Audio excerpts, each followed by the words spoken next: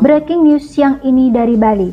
Gubernur Bali Iwayan Koster menyatakan dukungan penuh terhadap kinerja Pansus TRAP DPRD Bali dalam sambutannya di acara rapat paripurna ke-8 DPRD Bali Rabu 22 Oktober 2025. Gubernur Koster menegaskan bahwa langkah ini merupakan tonggak penting dalam menyongsong apa yang disebutnya sebagai Bali era baru, sebuah masa di mana pembangunan Bali lebih tertata, berkeadilan, dan berpihak pada kepentingan rakyat serta kelestarian alam.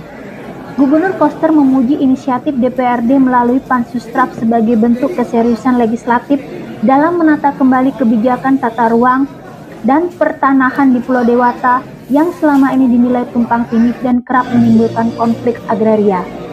Lebih lanjut, Gubernur Koster menyebut bahwa dukungan ini juga menjadi sinyal kuat sinergi antara eksekutif dan legislatif di Bali dalam membangun tata kelola pemerintahan yang bersih, transparan, dan berbasis kearifan lokal.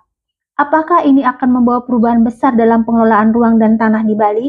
Kita akan terus memantau perkembangan ini. Adanya Pansus TRAP dan aktivitas Pansus TRAP di wilayah Provinsi Bali.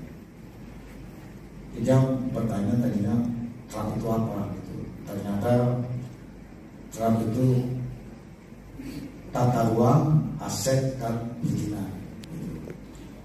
Namanya bagus, TRAP. Jadi dia sudah mengikuti langkah-langkah dan juga upaya yang dilakukan oleh Pansus ke sejumlah wilayah, serta melakukan tindakan-tindakan sesuai dengan kewenangannya.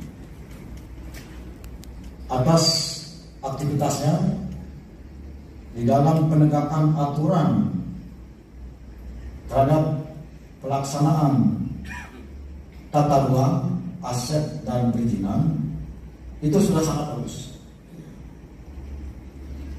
Apa yang dilakukan oleh Pansus TRAP ini itu sejatinya adalah merupakan bagian dari penataan Bali ke depan agar Bali menjadi lebih baik, lebih taat asas pada peraturan. Selama ini pengawasan terhadap pelaksanaan peraturan daerah berkaitan dengan tata ruang maupun juga perizinan itu lemah, sehingga terjadi pelanggaran di sana sini. Di samping juga karena berlakunya sistem perizinan melalui OSS yang meluncur begitu cepat tanpa evaluasi dari daerah. Karena itu banyak hal tiba-tiba muncul, dibangun, dan masyarakat di sekitarnya tidak tahu, pemerintah daerahnya juga tidak tahu. Inilah yang kita hadapi saat ini di Bali, sehingga terjadi carut-marut di sejumlah wilayah. Dan ini sudah sangat mengganggu. Oleh karena itu, atas gencarnya aktivitas Pansus TRAP, dia mengucapkan banyak terima kasih. Tepuk tangan untuk Pansus TRAP. Teruslah bergerak, melakukan penertiban di lapangan sepanjang memang itu didukung dengan dokumen yang kuat. Jangan sampai malah menjadi kontraproduktif, digugat balik oleh yang terlibat. Jadi betul-betul didasarkan pada dokumen yang akurat, kuat, dan bisa dipertanggungjawabkan. Sepanjang itu sudah kuat, jalan terus, tidak mendukung sepenuhnya.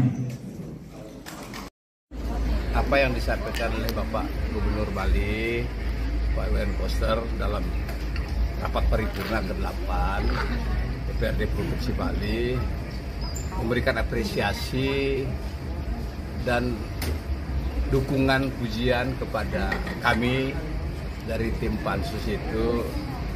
Ini sebagai suatu cambuk, sebagai suatu dorongan, sebagai salah satu memberikan motivasi dan semangat kepada kami tim Pansus. Karena sebagaimana ontologi fakta lapangannya itu bahwa urusan tata ruang, urusan aset dan perizinan ini memang masif di mana-mana yang tidak terkendali.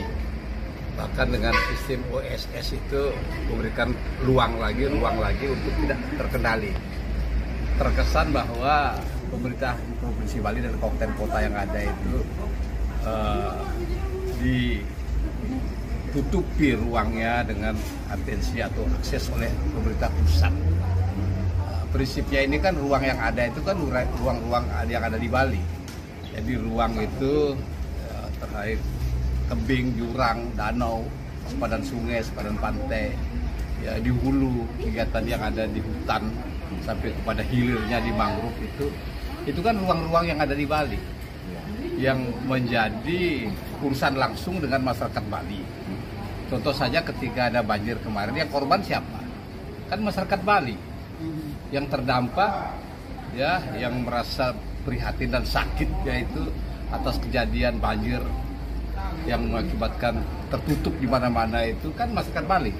Jadi jangan sampai mereka jadi korban sia-sia. Yang meninggal itu 18 tambah 4 ya, 24 orang itu, dan kemudian kerugian material itu luar biasa. Kalau dihitung itu tidak bisa dinilai, saya kira. Belum rasa beban yang dialami oleh masyarakat Bali. Oleh karena itu ya menjadi perhatian kami pertama itu ya tetap evaluasi OSS. Kasih ruang-ruang pemerintah provinsi dan kabupaten kota, pemerintah yang dari sampai ke pejabat di daerah itu, kepala desa dan lingkungan itu, untuk juga memantau kegiatan-kegiatan yang ada di Bali. Kan mereka yang tahu, ya mereka yang tahu. Makanya harus betul-betul ada treatment yang khusus dari pemerintah pusat itu terkait OSS itu. Aplikasi sosialisasi seperti apa? Jangan sampai terjadi seperti kemarin banyak korban. Maka itu Pansus hadir. Pansus kemudian dengan kegiatan-kegiatan evaluasi tata ruang, aset dan perizinan ini sudah kelihatan berapa titik itu menjadi evaluasi kita, dan bahkan kan banyak yang ditutup, izinnya tidak ada. Banyak sekali kegiatan-kegiatan di tata ruang itu yang ada izinnya. Banyak sekali kegiatan-kegiatan yang di tepi jurang, tepi pantai, tepi sungai, kawasan suci yang sudah kita atur itu kita tutup dan kita bongkar. Nah, itu salah satu parameter bukti bahwa kegiatan Pansus ini betul-betul hadir untuk kepentingan pemerintah dan masyarakat Bali. Kan gitu, itu dulu poinnya. Jadi dengan apresiasi Bapak Gubernur Bali, Bapak Iwan Koster itu, kita pertama berterima kasih. Tapi justru ini sebagai pecut, sebagai cambuk buat kita ini Pansus lebih maksimal bekerja tanpa pandang bulu, tanpa mengenal lelah. Ya, kita bisa lihat sendiri bahwa kita emang kerja terus setiap hari. Laporan dari masyarakat banyak sekali, dumas-dumas itu hampir di seluruh kabupaten kota itu ada laporan kita punya di tempat-tempat yang mereka melanggar aturan, melanggar izin dan sebagainya. Itu banyak, kita udah list semua. Jadi tim Pansus ini kan hadir sebagai kelembagaan pemerintah Provinsi Bali. Di sana lintas fraksi, kemudian lintas komisi, ya, lintas anggota DPRD Provinsi Bali dan kabupaten kota.